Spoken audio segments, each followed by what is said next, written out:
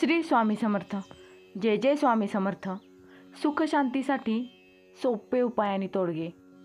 रोज सकाळी उंबरठा स्वच्छ करावा, त्याची हळद कुंकू वाहून पूजा करावी. उंबरठ्यावर लक्ष्मीची पावलं चिकटवू नयेत, कारण त्या लक्ष्मीच्या पावलांवर आपली पावले पडणं हे काही बरं नाही.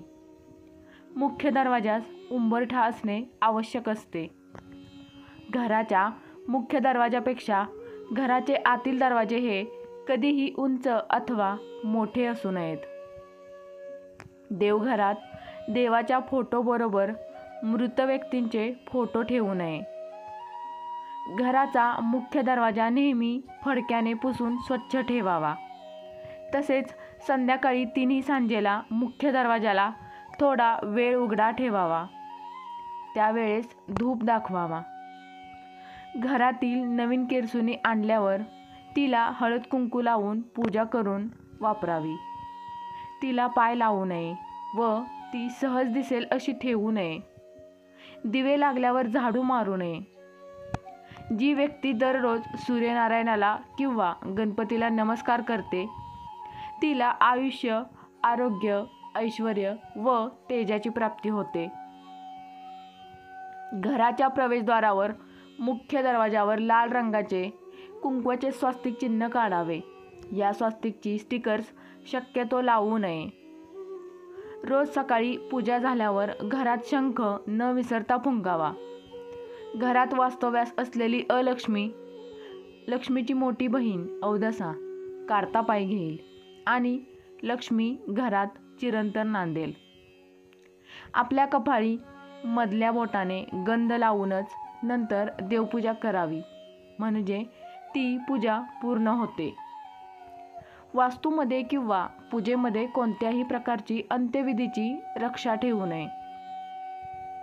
रोज सकाळी पाण्यात थोडेसे मीठ मिसळून त्या पाण्याने घरातील फरशी पुसावी. मनःशांती लाभते. अभ्यास खोलीत टेबलासमोर गणपती, सरस्वती किंवा इष्टदेवतेची प्रतिमा ठेवावी. श्री स्वामी समर्थ हा जप घरातल्या सर्वांनी किमान 108 वेळा म्हणावा.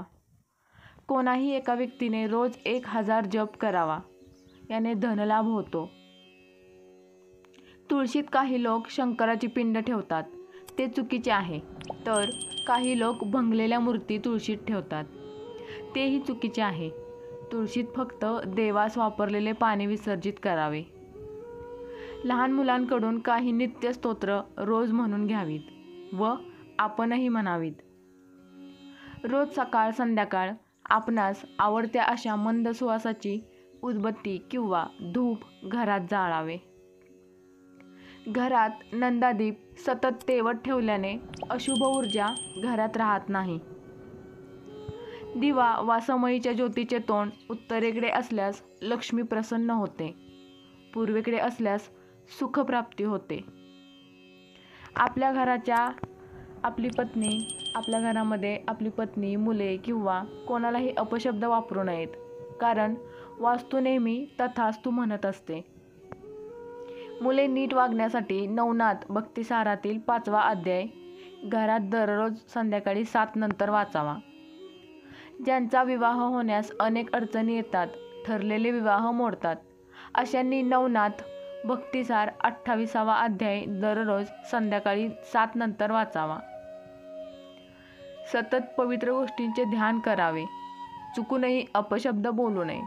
शक्य असेल तर रोज 1 तास मौन पाळावे. स्नान करूनच भोजन करावे. जेवण केलेल्या ताटात हात धुवू नये. मांडीवर व हातात ताट घेऊन जेवू नये. दक्षिणेकडे तोंड करून जेवू नये. कोणत्याही महत्त्वाच्या कामासाठी घराबाहेर पडताना चमचाभर गोड दही खाणे अत्यंत शुभ व लाभदायक असते.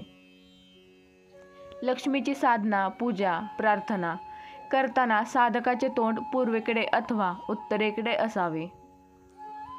कुलदैवताचे वर्षातून एकदा दर्शन, अभिषेक व पूजा टाळाटाळ न करता करावी.